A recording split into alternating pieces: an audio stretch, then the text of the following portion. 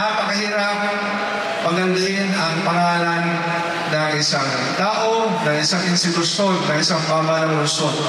Napakahirap, ngunit napakadali rin sirain.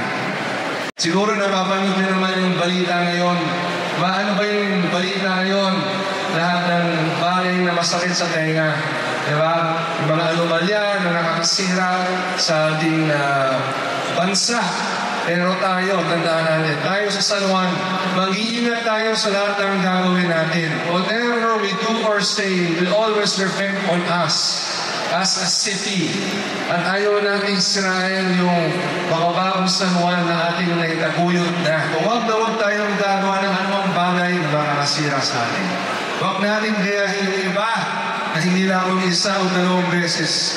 Minsan mas marami pa. Huwag natin gayahin yan. Hindi natin sila idol, di ba? Ang idol natin yung gumagawa ng tama, gumagawa ng maayos. Diba? Doon tayo.